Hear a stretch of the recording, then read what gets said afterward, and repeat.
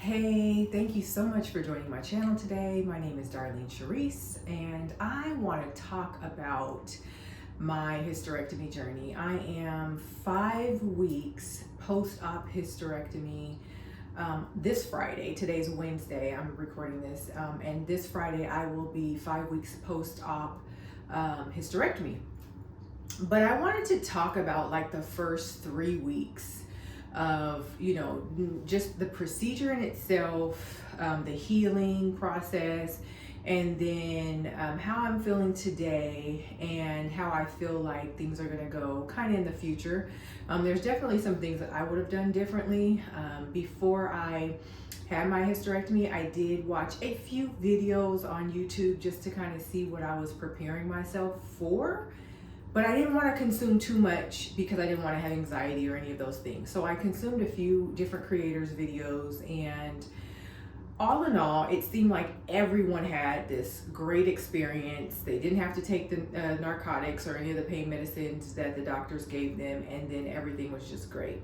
And that was definitely not, for me, that was not my journey. I went in on a Friday, February 28th was the day of my surgery. And I would say the surgery in itself, obviously I don't remember anything. I went in that morning, did all the pre-op stuff, got my IV, followed all the rules prior to, didn't do any of those things, purchased a few things online to prepare myself. My doctor gave me a prescription of Senna, which is a laxative. He gave me oxys. He gave me 5 oxys. He gave me Tylenol, ibuprofen, and then of course the soap, the hibiscus cleanse or something that you're supposed to wash your body with the night before, and then also the morning of. And then the patch that you put behind your ear that helps with nausea and dizziness and different things like that. So I purchased all of my prescriptions prior to, and came to pre-op. My mom brought me to surgery that morning, and everything was fine. He was running ahead of time, so I actually got in like 30 minutes before my surgery time. All I remember is laying on the table, getting comfortable on the table in the OR room, and then the anesthesiologist putting that gas on my face, and I think he asked me about like a vacation or do I have any plans for the weekend. Like, yeah, I have plans for the weekend. And then I woke up in the recovery room. So obviously, as far as the surgery is concerned, surgery went great. I woke up in the recovery room and I felt okay. Of course, a little bit loopy and just very bandaged up and tight, but there was no pain or discomfort. Rode home. Our ride home was about 40 minutes. I didn't feel any discomfort or any pain or anything like that. Even at night when I got home, I was still, obviously you're still kind of under general anesthesia and your body hasn't woken up from that anesthesia yet. So I did take the Tylenol and the ibuprofen every 6 to 8 hours. I can't remember exactly which one. And I felt fine. Okay, I felt fine that Friday. Saturday I woke up, and of course there was a little bit of discomfort, but again, still I'm not feeling horrible. I don't feel like I need to take any narcotics or anything like that. So I just continue on. I'm staying on top of my ibuprofen, staying on top of my Tylenol, but I do not have an appetite whatsoever. The prior night before, I didn't have an appetite. I tried to make like a turkey pot pie and I just couldn't eat it. I ate like 1 bite of it. I just did not have an appetite at all. Again, Saturday, I did not have an appetite, drank and stayed hydrated, but I ate just maybe a little bit of yogurt, a little bit of cashew yogurt, non-dairy yogurt, and of course I'm staying hydrated. I had some crackers. Sunday, the same thing. I'm still not feeling like I want to eat, and kind of my stomach is like, nauseous. So what I did was I took the Senna, which I was feeling apprehensive about taking Senna because I've had bad experiences with Senna in the past, but I'm thinking, okay, my doctor has prescribed this and I should totally take the Senna. So I went ahead and took it, thinking that, okay, this is just normal, protocol to help with any constipation or discomfort or any of those things. And then I would say Saturday night, Sunday morning, that's when I started to feel a lot of pain and a lot of discomfort, and the Tylenol and the ibuprofen were not doing it. So I took an oxy that night. And then of course Sunday I wake up, like I said, I still don't have a appetite at all. And so I'm just eating, you know, little things, crackers, a little bread, toast, yogurt, those sorts of things, but not really eating because I don't have an appetite. And then the pain is starting to get painful. It's starting to get really painful. So I took 2 of my oxys on Sunday. I think you take those every 12 hours, or I can't remember the dosage, but whatever the dosage was, I took it. By Monday, I think I took like my last oxy, and I was in a lot of pain, but I also had a lot of gas and constipation. And that's when, for me, things just went downhill. My body reacted to the Senna. And what I think happened was I started having muscle spasms because, again, like I said, I've taken Senna in the past, and that is what happened in the past. It was a lot of pain and a lot of discomfort. Obviously, they have Senna in a lot of the like detox drinks and different things like that. And it always has me like, oh, you know, whenever I've taken it. And so I don't know why I took it, but it caused muscle spasms. So on top of the constipation that I had, which was extreme, the gas that I had, I was now having muscle spasms, and I was out of my pain medication, and my doctor's office was closed on Monday. So I called and left a message on Monday. No one called me back on Tuesday. By Tuesday afternoon, I'm laying in the bed. I'm crying. I'm in so much pain. I have no pain pills. I'm trying to take the Tylenol. I'm trying to take the ibuprofen. It's doing nothing. And I finally get someone on the phone, and you know, I kind of explained what happened, and they ended up prescribing, of course, more oxys. They gave me a refill, and then they also sent in a muscle relaxer. Well, they called it into my pharmacy, and it was not ready until Wednesday, probably about 6 p.m., 7 p.m.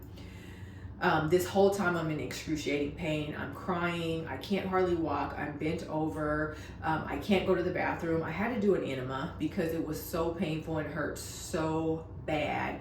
I was just like, I just need to get my bowels moving, and I need to get this out of here because I'm in so much pain and I'm just so uncomfortable.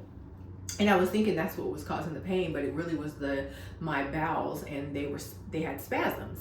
And so I got the medication, and I took an oxy that night, which was like Wednesday night, probably about 8 p.m. I took an oxy, and I took a muscle relaxer. And for once, I felt okay. I think my body was so traumatized from the pain that I had been in for the last 2 days that it didn't take everything all the way away, but I felt a relief, okay? By Thursday, this is still the first week, so by Thursday, I was able to eat, and I was still eating a little bit, but again, I was in so much pain, I really wasn't focused on eating. So by Thursday, I was able to eat, and then also the pain subsided. I stopped taking the oxys. I only took oxy once, and I just took the muscle relaxer, and that seemed to do what it needed to do, and it calmed down my bowels enough to where I wasn't having the spasms anymore. I do believe I did another enema on Thursday, so I think I did an enema on Monday, and I had to do another one on Thursday because still I wasn't having bowel movements enough for me. I'm used to going to the restroom every day, and it just wasn't moving fast enough for me, and I felt so uncomfortable and so backed up. Again, this is another reason why I wasn't eating. But I think I ate for the first time like on Thursday, and I ate, but it wasn't like the food tasted great or anything like that. By Friday, I was feeling more like myself, and I think I was experiencing just the normal amount of pain and discomfort that anyone will be experiencing within their first week of having a hysterectomy. You know, you're just kind of bent over. It's a lot of discomfort in the incision site, but obviously it's not like excruciating pain like what I was going through. And I was slow to walk and slow to move, slow to get up and get down. But by Friday, I kind of feel like I was stabilized enough to where I didn't take any more of the narcotic pain medication. I was still taking the Tylenol and ibuprofen, and then I was just doing the muscle relaxers and those things. Those helped. And so from there, I started to feel better and things started to get better. But that first week was extremely hard for me, and I was in a lot of pain.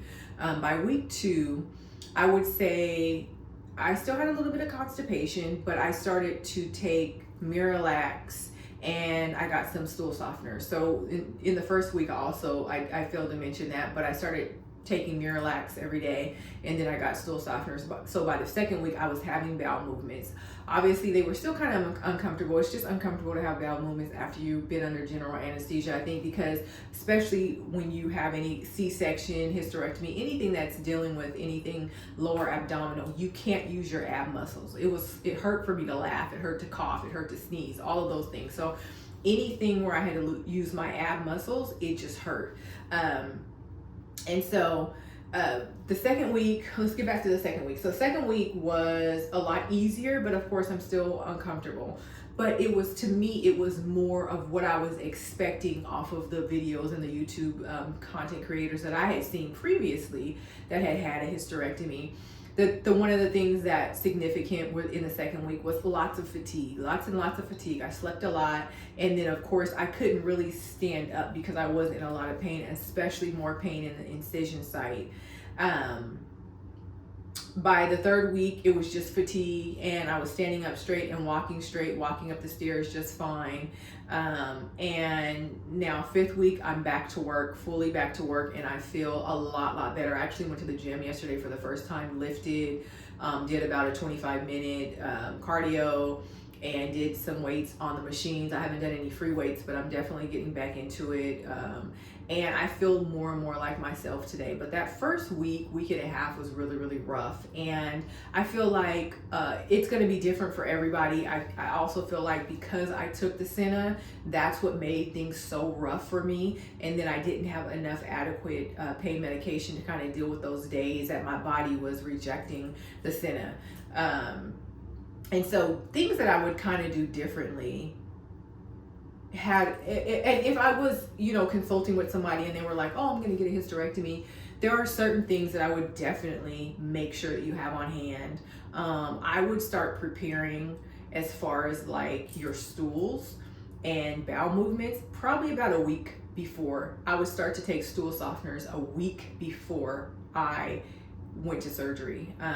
They don't want you to like clean out your bowels or do an enema or anything like that before surgery because, and I watched a few videos, what they want is your body to kind of go back to its normal process and just its normal schedule on its own naturally.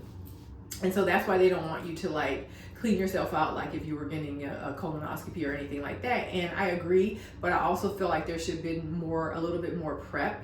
Obviously I wasn't drinking alcohol or anything like that 2 weeks prior, probably 3 weeks prior, because I actually had a small procedure on my right eye a week prior to my hysterectomy. So I hadn't been drinking all of February, but I definitely would have started stool softeners a week before I went under general anesthesia, just because I feel like that would have helped so much.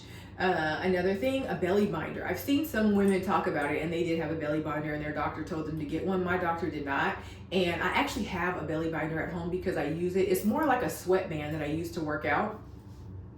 And that gave me a lot of relief during the second week. Now, the first week, I probably wouldn't have used it just because the incisions and, being wrapped up that tight probably would have been really uncomfortable. But come that second week where I was able to move a little bit more, it actually felt really good on my body to kind of just be bandaged up. And then I've used it just throughout the weeks. Third week, I used it yesterday at the gym just to kind of feel secure in my abs and in my abdominal area. So I definitely would recommend, if your doctor has not recommended you to get a belly binder, definitely get a belly binder.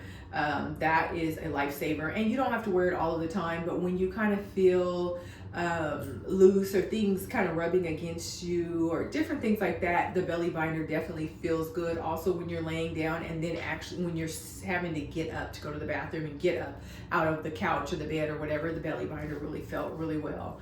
Hydrate, hydrate, hydrate. Lots and lots and lots of Gatorade, coconut water. Hydrate your body as much as you possibly can. Have, bland foods on hand. Even some maybe meal prep.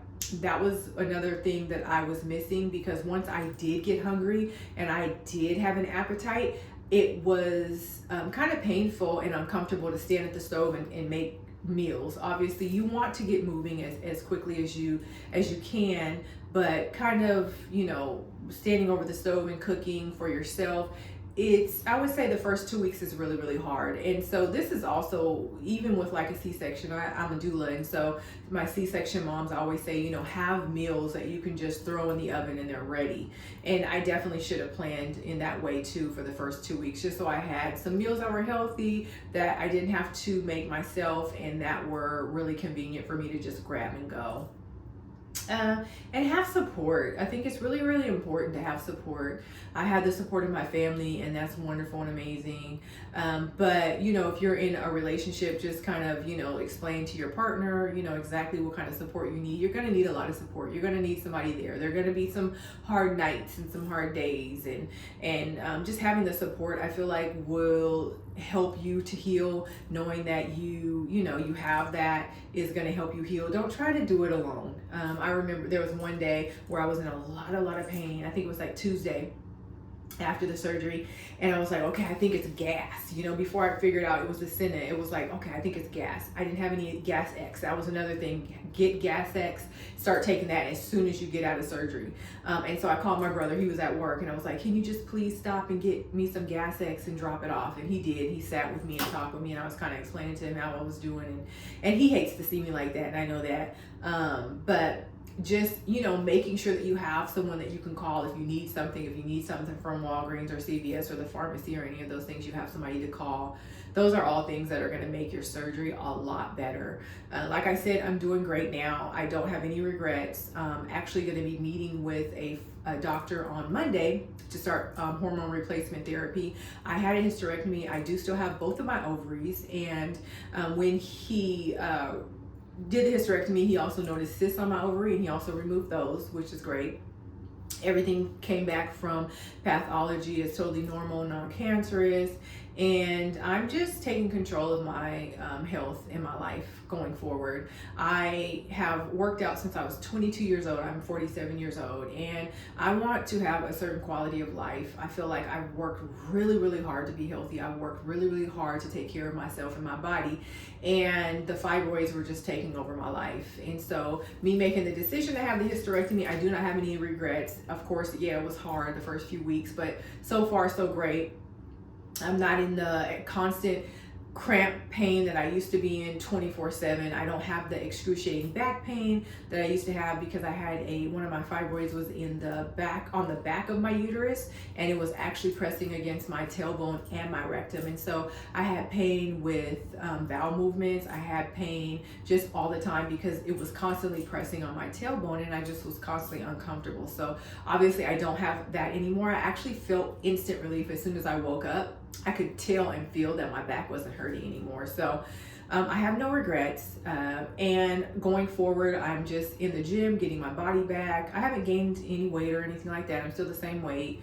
And so my goal is to, of course, build muscle at my age and just take care of my body, making sure that I feel good, that I'm eating good, making sure that the people in my life love me and care for me and cover me, and the relationships are beneficial, and it's just a full circle moment. So I wanted to hop on and kind of talk about my experience. I didn't want to not talk about my experience because, like I said, I had consumed some content, and nobody really was in excruciating pain or uncomfortable or any of those things. And I just thought it was important, if you have a sensitivity to like laxatives or Senna or any of those things, avoid them after your surgery. And just take care of yourself. Be very, very prepared to be in the bed for the first week, and make sure that you have people around you that are going to support you, and make sure that you are fed and very well taken care of. So thank you so much for your time today. I love you guys, and I'll be back soon. Bye.